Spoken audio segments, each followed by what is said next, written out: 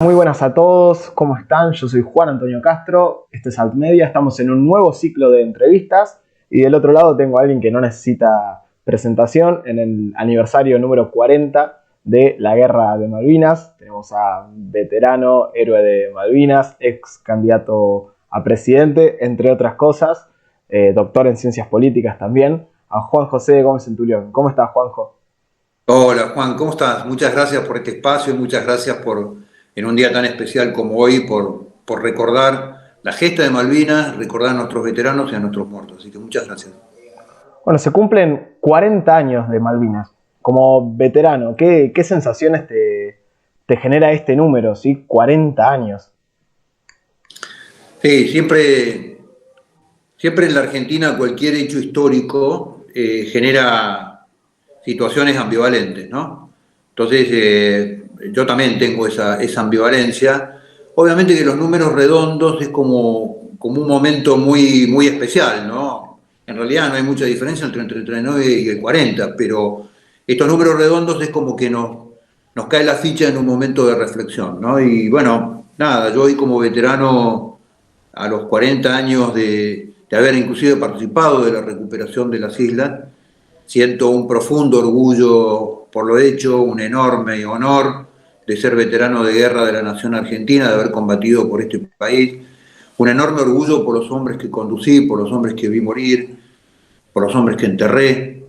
Eh, para nosotros la condición de veterano de guerra es un honor que nos lleva, que la vamos a llevar hasta la tumba, digamos, por un lado, y por otro lado, como profunda contradicción, la pena y el tremendo dolor que nos genera el hecho de a 40 años de la guerra ver la situación actual del país, la situación del retroceso de Argentina, el retroceso en todos los campos y fundamentalmente en el campo moral, que fue el campo que hace 40 años nos sostuvo durante los 74 días de conflicto, digamos, ¿no?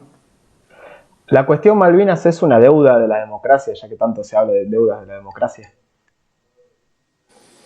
Sí, la cuestión Malvinas es una herida abierta en la historia de la Argentina. Las naciones son fundamentalmente proyectos espirituales, antes de ser proyectos materiales, de riqueza, de producción, de vínculos, son proyectos espirituales. Con lo cual, Malvinas es una herida abierta en la historia de la Argentina, una Argentina que en sus primeros tiempos de desarrollo buscó un enorme proceso de prosperidad que lo logró como un ejemplo del mundo, ¿no? Como ahora se dice a tasas chinas, en algún momento se decía crece a tasas argentinas, ¿no? Pero con esta enorme herida interior de la usurpación de una parte de su territorio, que aparte una parte de su territorio no solamente vinculado geográficamente, históricamente, sino espiritualmente a la Argentina y con una proyección estratégica fenomenal como es Malvinas. Entonces, es una herida abierta de la Argentina y es una materia pendiente también una de las tantas materias de estos últimos 40 años de democracia, ¿no? Bueno, hace 2 días salió una nota del periodista de investigación de La Nación, Hugo Alconada Mon, en el cual da la perspectiva de los Kelpers, ¿sí? Los habitantes británicos que están hoy en Malvinas, en el cual muestra su perspectiva y dice que para ellos nosotros somos como Rusia, ¿no? En el conflicto entre Rusia y Ucrania, dice que somos una especie de bravucones, o sea que somos los malos del barrio. Y también en la UBA, ¿sí? Se está promocionando para el 2 de abril una charla en la cual se pone Islas Malvinas, pero debajo también dice Falklands. ¿Crees que a 40 años se está viendo una especie de campaña de desmalvinización, principalmente desde los medios de comunicación y distintos actores de la clase política? Sí, claro, bueno, ahí, a ver, yo creo que ningún periodista británico pudo representar el pensamiento de los Kelpers como un periodista de la nación, digamos, ¿no? En este caso. Es realmente extraño, justo 40 años de Malvinas. Y lo hemos visto el año pasado en la campaña de diputados, una diputada de Patricia Bullrich que era sostenedora de los derechos de autodeterminación de los Kelpers. Entonces los Kelpers nos dicen bravucones a nosotros, los nietos de los ocupas nos dicen bravucones a nosotros, a los que fueron ocupas, el nieto de ocupa sigue siendo un ocupa. No hay una percepción de derecho a través de las generaciones de una ocupación ilegal. Los bravucones del mundo siempre fue Gran Bretaña, los prepotentes del mundo siempre fueron los ingleses, los usurpadores del mundo, Hong Kong, Gibraltar, y podemos seguir la lista, la mitad del África, diezmada por el Imperio Británico. La India. Los bravucones del mundo han sido históricamente los ingleses, ¿no? Y en la Argentina el poder británico, después de la guerra, fue el que instauró el modelo de la desmalvinización con agentes en el campo periodístico, en el campo político, histórico, digamos. El año pasado también hubo un artículo de Sarlo, creo que fue, una pseudo intelectual de izquierda, que mientras mis soldados morían en Malvinas, en toda la zona del Chaco promocionaba un movimiento terrorista de izquierda que después se manifestó en Perú en Sendero Luminoso, pero que a la hora de vender un libro, Beatriz Sarlo escribe un libro que se llamó Viajes en Malvinas, para vender el libro. No lo llamó Viajes a la Falkland, lo llamó Viajes a Malvinas, digamos, ¿no? Entonces, este doble estándar de la moral de la inteligencia, de la pseudointeligencia argentina y de la izquierda caviar y champán fue una constante en los 40 años de desmalvinización que ha generado entre los veteranos casi tantas muertes como los burkas ingleses, ¿no? Los burkas argentinos han generado casi tantas muertes entre los veteranos como los burkas ingleses. ¿Crees que Argentina es, en los hechos, un país soberano hoy? No, por supuesto que no. La soberanía es... el modelo del Estado-Nación se basa en un Estado que es el que garantiza los derechos de los ciudadanos, que tiene dos características. Tiene el monopolio de la fuerza hacia adentro, no hay nadie que pueda tener más fuerza que el Estado, porque el Estado es la ley, y lo que defiende al ciudadano es la ley. Por eso cuando algunos pseudos libertarios hablan de libertades sin Estado, es insólito, porque el único garante de las libertades de los individuos es el modelo del Estado-Nación. Cuando no hay Estado-Nación, sos súbdito. O sos súbdito de un rey, o sos súbdito de un rico. Pero lo único que te da la categoría de ciudadano es el Estado-Nación. Entonces el Estado-Nación tiene un modelo de monopolio de la fuerza hacia adentro y un modelo de disuasión hacia afuera que dice lo nuestro es nuestro y aquel que venga por lo nuestro va a pagar un precio. Este es el modelo básico del modelo del Estado-Nación que surge en el final del siglo XVIII y se establece como un modelo de comunidad internacional. Quien duda sobre este modelo, lo que es un discurso de algún actor estratégico que quiere anular el modelo del Estado-Nación. ¿Por qué? Porque el modelo del Estado-Nación tiene el ciudadano, que somos nosotros, que tenemos derechos, que tenemos libertades, que nadie las puede conculcar. ¿Y quién las defiende? ¿Quién es el actor que defiende ese modelo del ciudadano? El Estado, no hay otro. ¿Crees que el conflicto actual entre Rusia y Ucrania es como una especie de reivindicación de los Estados-nación frente a los organismos internacionales, siendo que es un conflicto que parece que va a resolverse y quedar entre Estados-nación y los organismos internacionales no están jugando ningún rol? Hasta ahora se ha desarrollado de esta forma, digamos, ¿no? Pero además, esto que era una evidencia en el modelo, porque en África, el día 23 de febrero, y en Siria, estaban en desarrollo una cantidad de conflictos con muertos, con refugiados, más de 15 millones de refugiados que nadie atiende. Esto toma una relevancia importante porque es en Europa, en el corazón de Europa, detrás de un modelo, esto habla del doble estándar, ¿no? Del modelo de la paz internacional y del modelo de Fukuyama del final de los tiempos. Es final de los tiempos para algunos, para otros no, para los africanos, para los sirios. Siria ya lleva más de 8 millones de refugiados que tocan el timbre en Europa y no lo reciben, ¿no? Entonces, lo que viene a poner este conflicto en evidencia es que ese viejo modelo de Fukuyama, sustentado por un modelo globalista, por la Comunidad Europea, aliada económica con China, no es capaz de sostener el modelo de la paz. El modelo de la paz deviene de otros modelos. El modelo de la paz no viene por un modelo del comercio y de las finanzas internacionales y del Bitcoin, ni del Internet. El modelo de la paz, tal cual como lo describe Raymond Aron al final de la Segunda Guerra Mundial, en todo el proceso de la Guerra Fría, tiene 3 orígenes. La paz tiene como primer origen la imposición, el imperio, digamos, ¿no? Cuando alguien impone la paz al otro por supremacía. Como segundo modelo, el equilibrio. El equilibrio, la estandarización del equilibrio de fuerzas genera un modelo de paz por este tema de el daño que yo voy a recibir si rompo la paz. O por la comunidad de valores. Es el tercer modelo de la paz, ¿no? El viejo modelo del Sacro Imperio, el viejo modelo de la Europa, donde el Papa era el árbitro o algún actor espiritual era el árbitro entre el modelo de guerra justo o no entre las naciones. Entonces, obviamente que lo que ha demostrado el globalismo, que no es capaz de generar un modelo de valores compartidos que sostenga un modelo de paz. Con lo cual, el paradigma de la Unión Europea, que las guerras se han terminado por el poder financiero y el poder económico, es un paradigma falso. Los estados-nación aparecen por la puerta o aparecen por la ventana. Y en este caso aparecen por la ventana. ¿Y qué, Sintético, ¿no? Para no aburrir al auditorio. ¿Y qué rol o qué lecciones puede sacar la clase política argentina en materia de defensa, teniendo en cuenta que también muchos analistas afirman que estamos ante la verdadera muerte de este mundo unipolar dominado por Estados Unidos, más teniendo en cuenta que tanto Rusia como China se han cohesionado? Parece que la India y China están limando asperezas y se está empezando a formar una especie de bloque en el Asia-Pacífico. ¿Qué rol debe jugar la Argentina a nivel internacional en este contexto?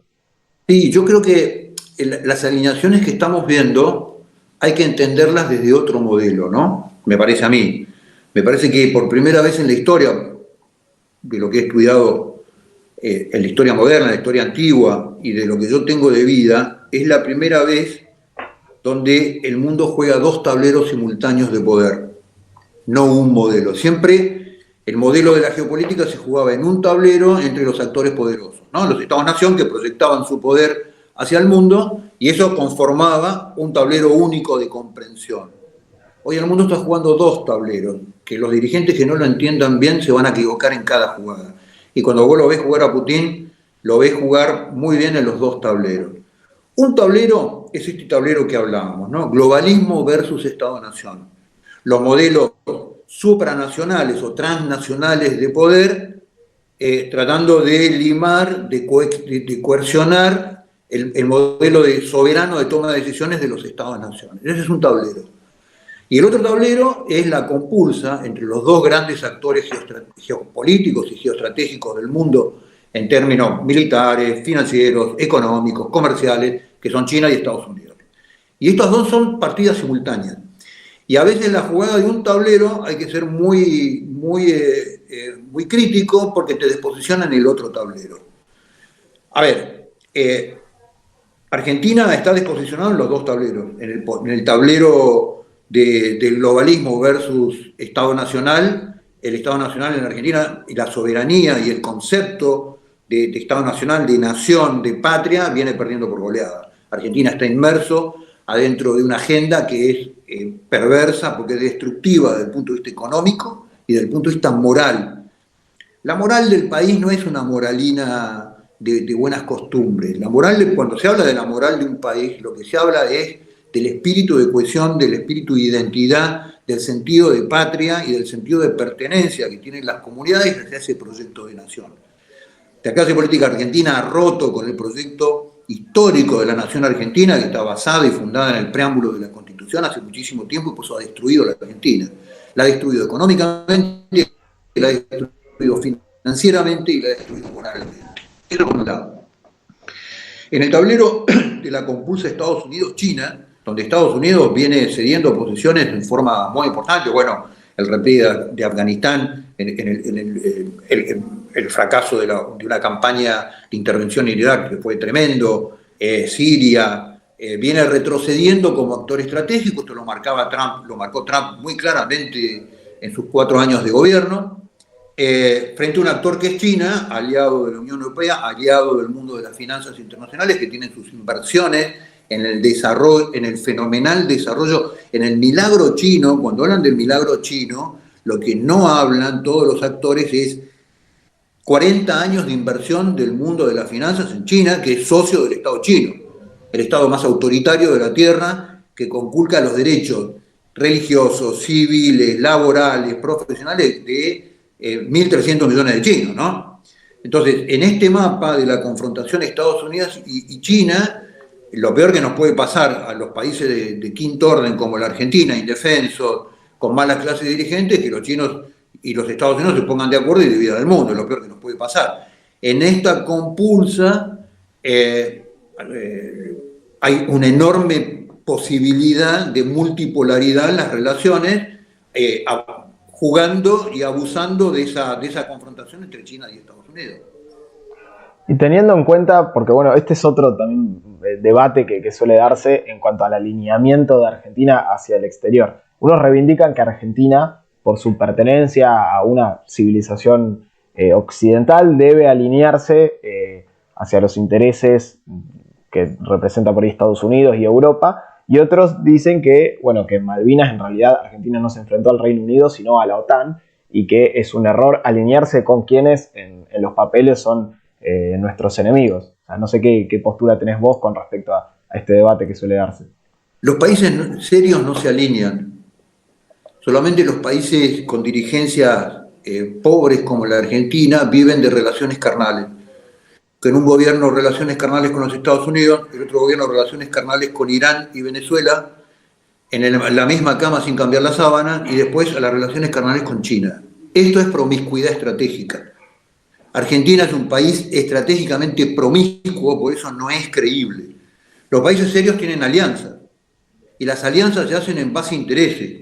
Y para poder hacer una alianza, la clase dirigente tiene que tener una clara conciencia en una política de Estado cuál es el interés nacional. Nuestra clase dirigente no tiene la menor noción de lo que es el interés nacional de Argentina de acá a mediano plazo, de lo que significa lo que va a significar la Antártida del año 2050 para adelante, de lo que significa el Atlántico Sur, de lo que es la posible proyección geopolítica de Argentina, una visión del mundo dentro de 30 años. En base a esos intereses, vos labrás alianza. ¿Con quién labrás alianza? Con quien te dicta el interés nacional.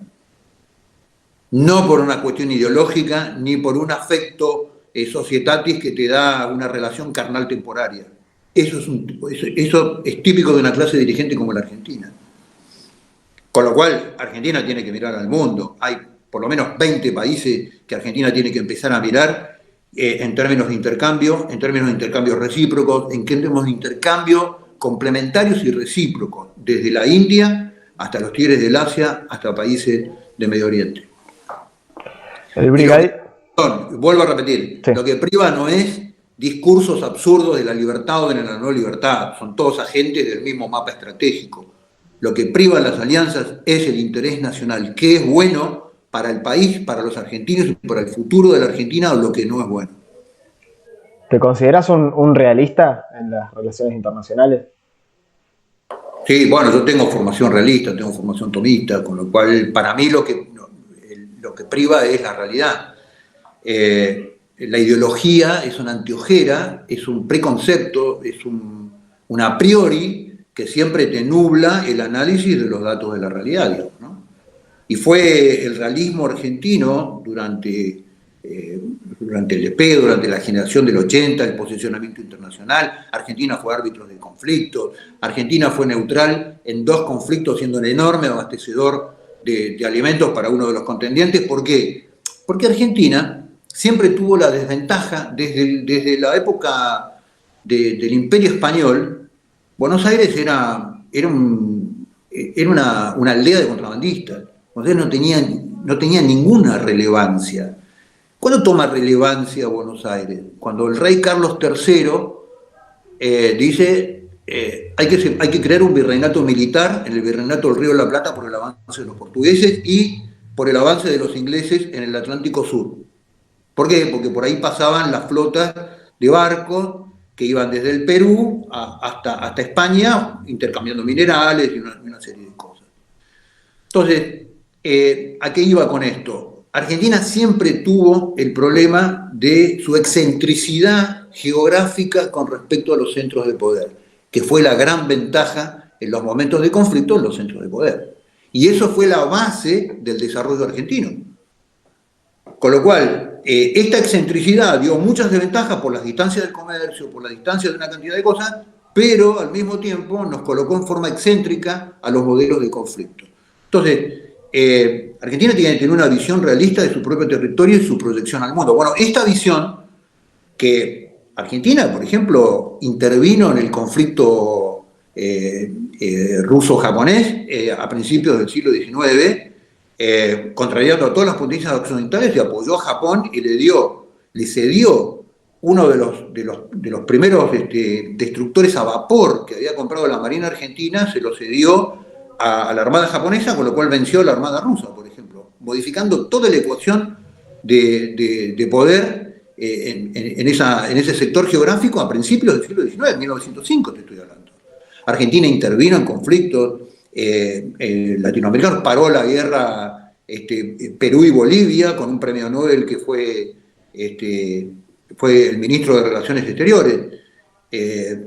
Argentina era un país que cuando en la conferencia de Lima de 1905, Monroe, que había venido en un destructor a vapor, el primer destructor a vapor americano, a Lima, y va Drago, en un destructor argentino. Va a Lima, son los únicos dos ministros que llegan en buques de la Armada a Lima. Monroe dice América para los americanos y Drago le contesta Argentina para el mundo.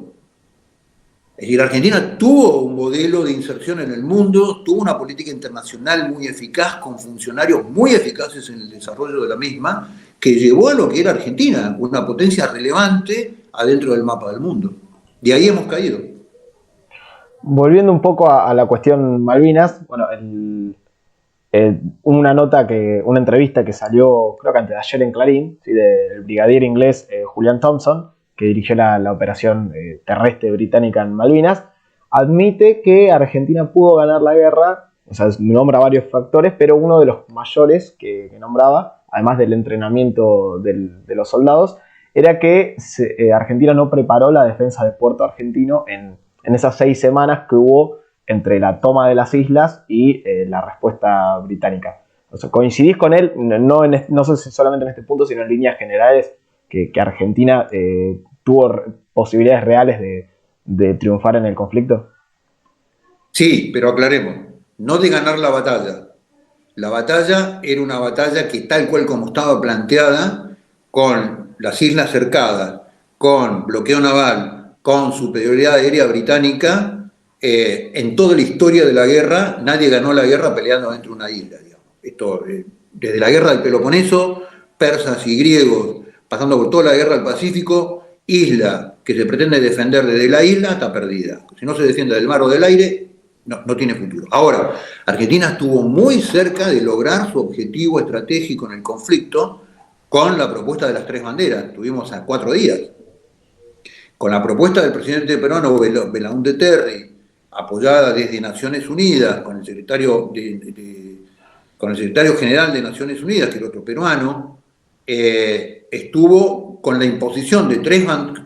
Si hubiera avanzado la comunicación argentina hacia Belaúnde Terry en la aceptación de la propuesta, por eso Margaret Thatcher, por la propuesta de Belaúnde Terry, manda a hundir al Belgrano fuera de la zona de exclusión. Y después del hundimiento del Belgrano, la Fuerza Naval Argentina hunde el Sheffield, que era la joya de la corona de la flota británica, de la Task Force británica que venía hacia el Atlántico Sur. Y ahí hubo un personaje, el secretario general, el secretario de Estado de las Naciones de Estados Unidos, que era el mediador, que lo cuenta en sus memorias, que dilató la respuesta argentina por 4 días. Si se hubiera impuesto la negociación de 3 banderas, Argentina hubiera logrado, con una acción diplomática militar como era la recuperación de las islas, sentar a Gran Bretaña en una negociación bilateral con Naciones Unidas o con Estados Unidos como árbitro de la negociación. Tema que no había logrado hacer en 150 años, así que estuvimos a 4 días. Ahí hubo manos negras. Alexander Haig, que era el secretario general de los Estados Unidos, que dilató la respuesta. Hay muchas sospechas de algunos actores de la Cancillería argentina que dilataron también las respuestas, pero estuvimos a 4 días. Hay un libro muy bueno, que te lo recomiendo, que salió este verano, del general García Enciso, que estaba en el equipo de la Casa de Gobierno que era el que monitoreaba el conflicto. Se llama Los 5 días de la guerra. Malvinas los 5 días. Y ahí detalla estos 5 días cómo fue la negociación en detalle. Pero Argentina estuvo muy cerca. Si Argentina lograba la imposición de la negociación de las 3 banderas, anulaba la fuerza militar británica y empezaba un proceso de negociación diplomático. ¿Crees que la dirigencia militar argentina en ese entonces se equivocó con respecto a la posición que iba a tomar Estados Unidos? No, yo creo que no se equivocó, porque la posición que tomó Estados Unidos, fíjate que Alexander Haig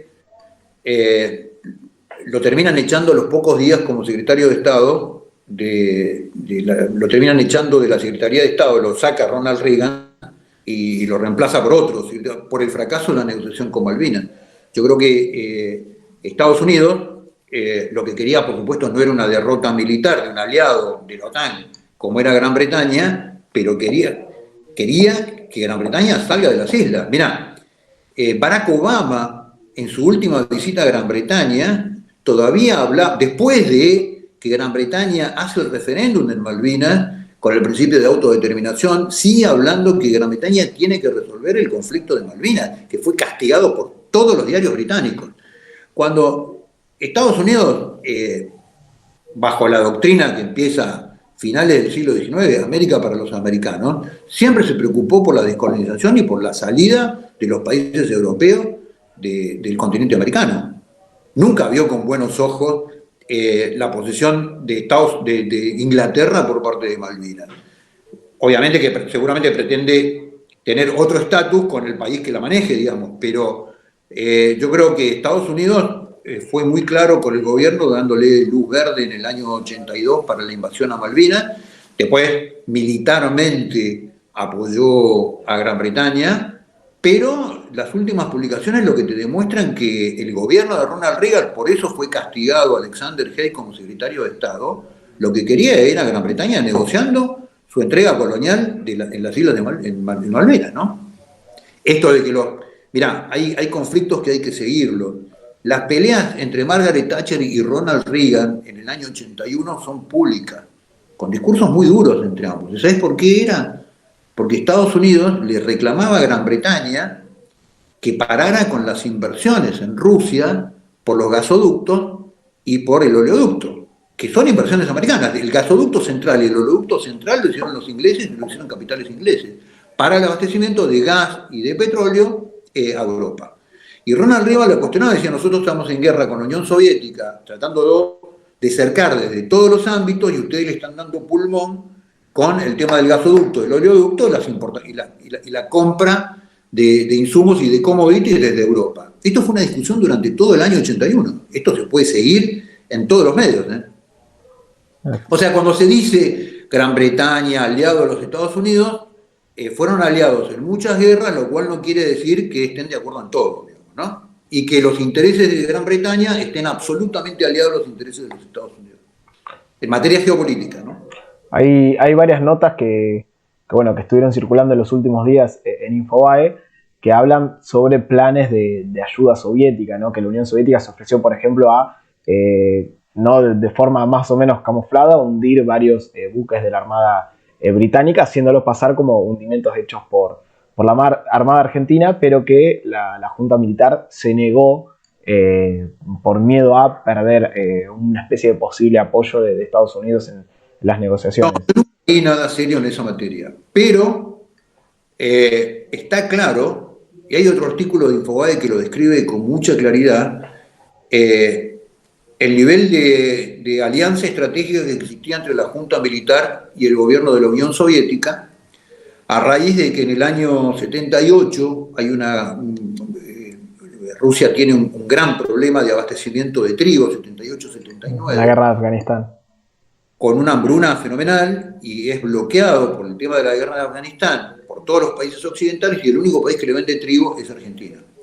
Tanto es así, hay un artículo de Infobae del día 24 de marzo a propósito de otro tema, en donde un grupo de exiliados argentinos que bregaban por los desaparecidos se quejan de que los partidos comunistas, tanto de Argentina como de Chile como de Europa, bloqueaban el tema de la crítica al gobierno militar por la alianza que tenía la Unión Soviética, todos los partidos comunistas del mundo eran de línea soviética directa, por la alianza que existía. Con lo cual, en algún momento dado, algo lo dice Costamende en sus memorias, que son muy interesantes, no puede compartir o no, digamos, pero Costamende es un tipo muy inteligente, son muy interesantes las memorias.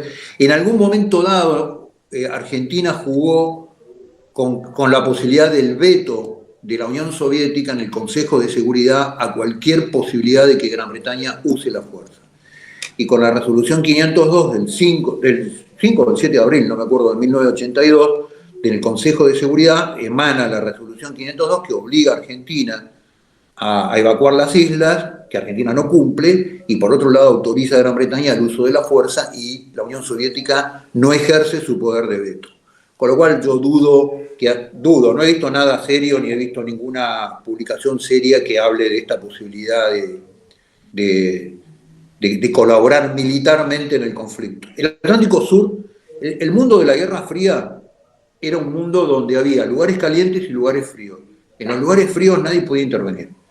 Entonces, el Atlántico Sur era un lugar absolutamente ajeno al modelo de conflicto y los modelos pautados de intervención de ambos lados estaban muy pautados y eran muy, muy rigurosos, ¿no?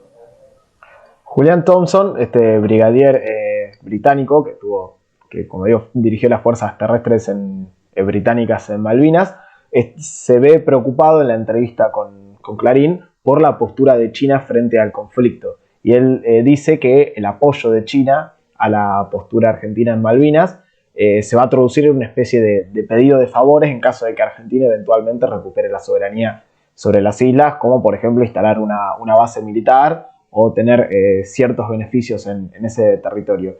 ¿Qué debe hacer Argentina con respecto al apoyo que le brindan países del estilo de Rusia o China en sus reivindicaciones sobre Malvinas? Bueno, estas reivindicaciones se hacen en el ámbito de Naciones Unidas. Naciones Unidas ha tenido un efecto cero en el mantenimiento y el sostenimiento de la paz en países que no son los 5 grandes.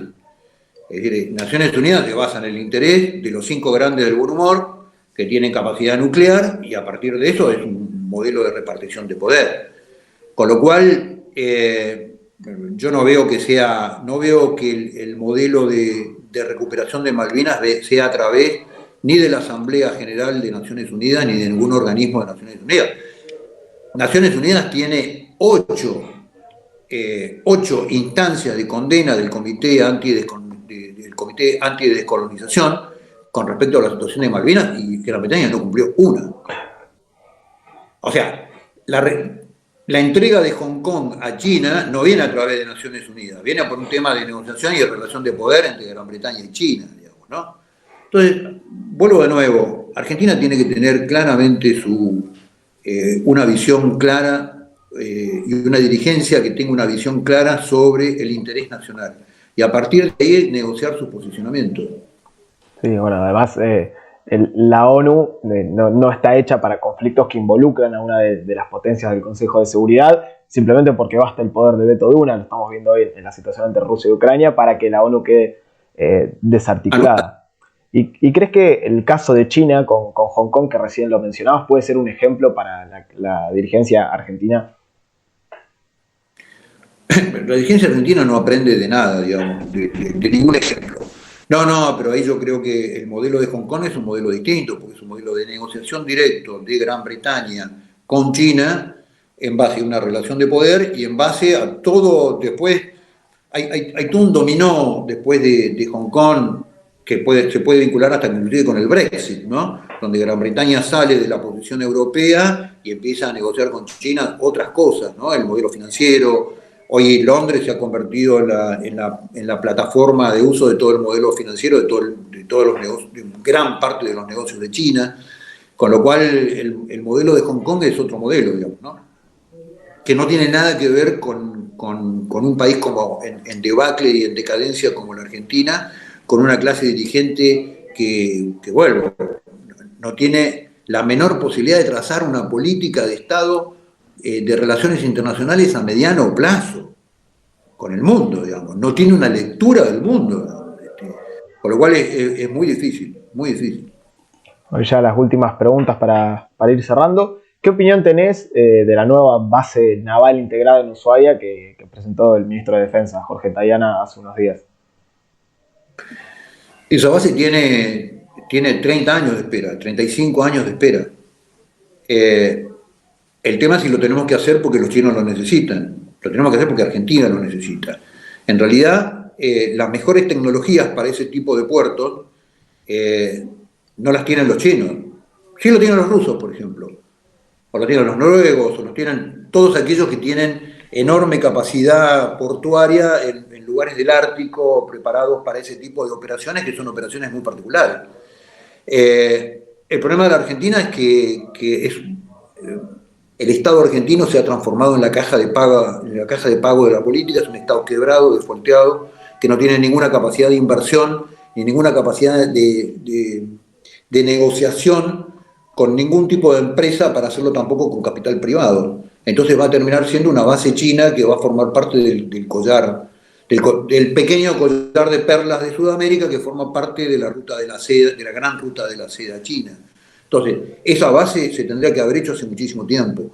¿Por qué? Porque es un modelo de protección antártica. Yo presento el modelo logístico de la Antártida para que el mundo use hoy en día mi base como modelo logístico y el día de mañana me dé a mí un prestigio de un sedimento. Argentina es el primer país del mundo en tener presencia permanente en la Antártida. Esto es obra del presidente Roca en el año 1904. ¿No? Año 1904 dijo tenemos que establecernos en forma fidedigna en la Antártida. Y fue el único país con bases permanentes durante más de 38 años, hasta la finalización de la Segunda Guerra Mundial.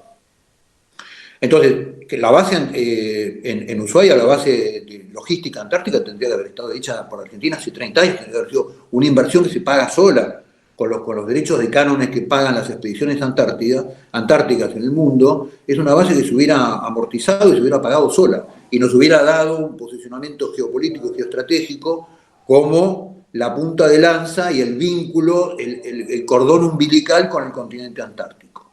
Ahora, lo que sí no me parece que tiene que ser una base china. Ya tenemos una base satelital china en Neuquén, esto va a terminar siendo una base naval china en la provincia de Ushuaia, con lo cual esa es mi objeción al proyecto.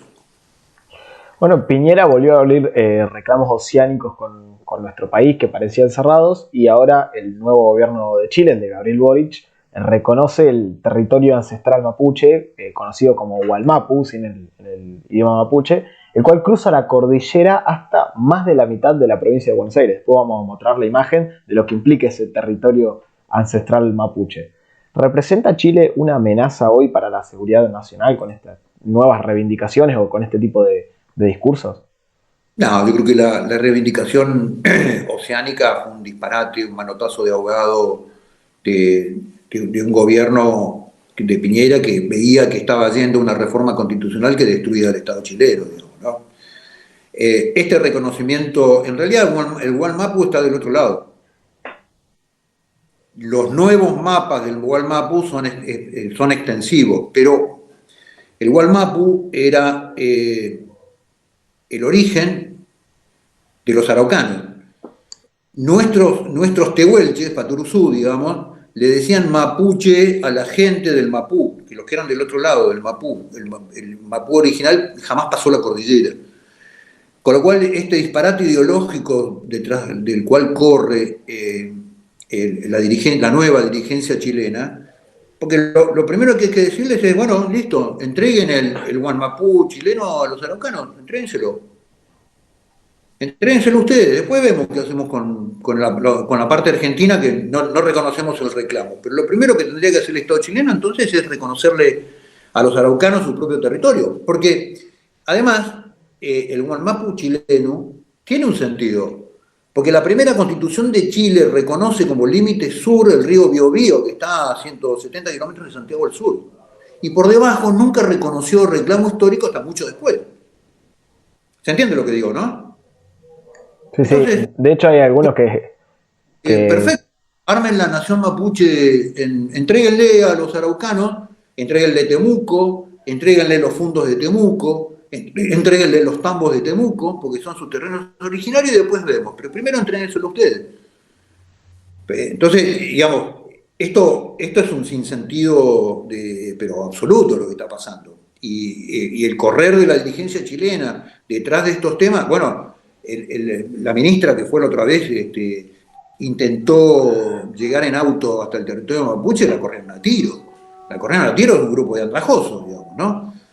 En un conflicto que en el Estado chileno tiene más de 25 años. Yo he ido mucho a Chile, he trabajado mucho en Chile y he visto, y he recorrido la parte sur, y he visto, hay sectores de la parte sur de Chile donde hay estado de sitio hace más de 15 años.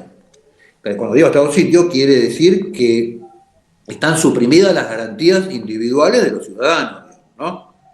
O sea, un carabinero puede detener sin un pedido de un juez. De esto estoy hablando, ¿no? Entonces, la respuesta que tiene que dar el presidente de Chile es por qué no les entregan ya a los mapuches el territorio del Mapú.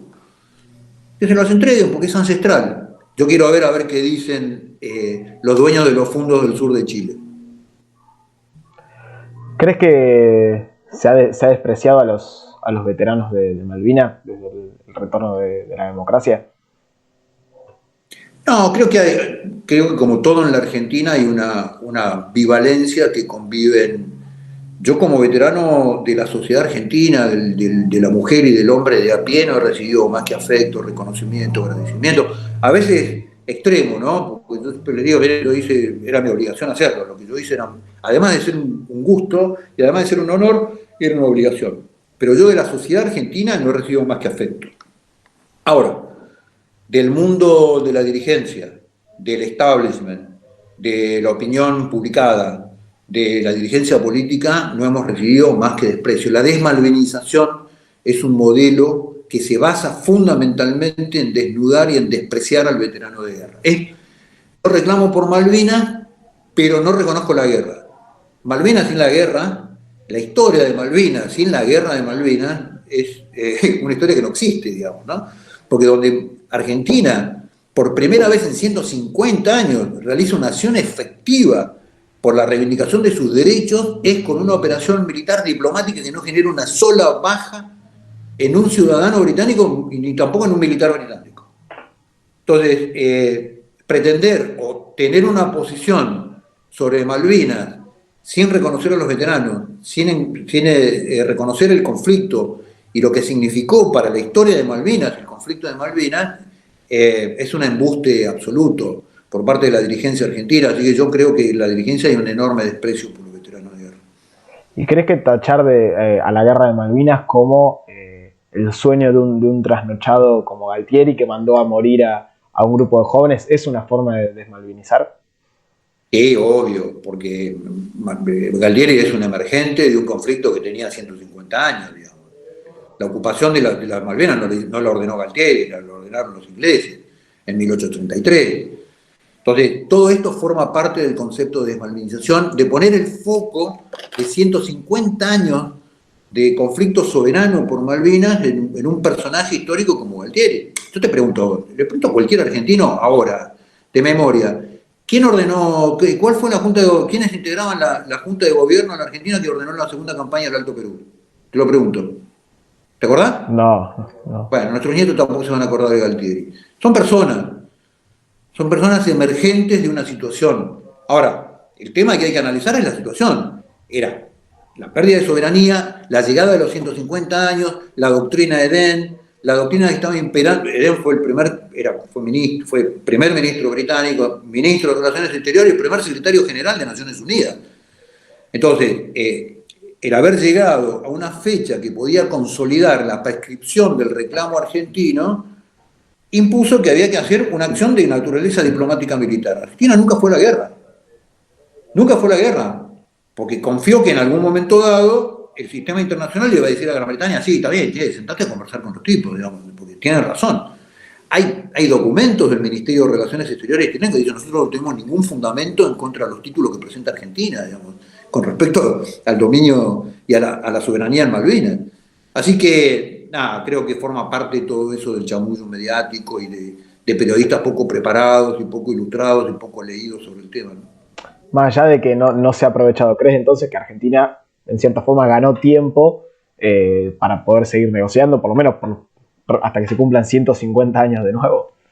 No, Argentina perdió 40 años. Perdió 40 años. Argentina le tendría que haber, si Argentina hubiera tenido dirigentes y estadistas y una política exterior, se tendría que haber dedicado a demostrarle a América, más allá de cuestiones ideológicas y de las bandas, de las asociaciones ilícitas del coso de San Pablo, qué sé yo, tendría que haber tratado de demostrar a América, la América hispana empieza hoy en Texas, ¿no? Tendría que haberle demostrado a América que Malvinas es una causa de América, porque forma parte del continente americano y que la proyección del continente americano sobre la Antártida es un tema estratégico para todos los americanos. En el medio de eso empezamos con las relaciones carnales y los vínculos ideológicos y nos hemos dedicado a eso durante 40 años, ¿no? La asociación ilícita del Foro de San Pablo, las relaciones carnales con los Estados Unidos, y esto no es la esencia del problema. Argentina perdió 40 años tratando de explicarle a Gran Bretaña que las Malvinas son argentinas, lo cual es un trabajo absolutamente estéril, o que explicarle a las Naciones Unidas que tiene que intervenir en el conflicto, es estéril. La causa Malvinas es una causa del continente americano, para todos los americanos, no solamente para nosotros. Y perdió 40 años haciendo el esfuerzo de explicarle a los americanos sobre el tema Malvinas. Bueno, ya como última pregunta, si te tocara gobernar la Argentina, ¿qué plan trazarías con respecto a la cuestión Malvinas y también, porque está íntimamente relacionada, a la cuestión antártica? Para recuperar Malvinas, primero hay que recuperar Argentina. Entonces, el primer paso del plan es recuperar Argentina. Recuperar Argentina quiere decir poner a Argentina en marcha, trazar un plan de desarrollo que tenga que ver con el crecimiento de Argentina y la inserción de la Argentina en el mundo en términos de crecimiento y desarrollo, y a partir de ahí, en esa segunda etapa, generar una estrategia, una maniobra de política exterior y alianza sobre el tema Malvinas. Bueno, muchísimas gracias, Juanjo, por la entrevista. Esto es Altmedia. Recuerden que pueden donar, que pueden ahí en el superchat, ahí en la descripción tienen nuestras redes, las redes de Juanjo para que lo sigan. Les agradezco a todos por haber estado del otro lado. Adiós. Gracias, muchísimas gracias por este espacio.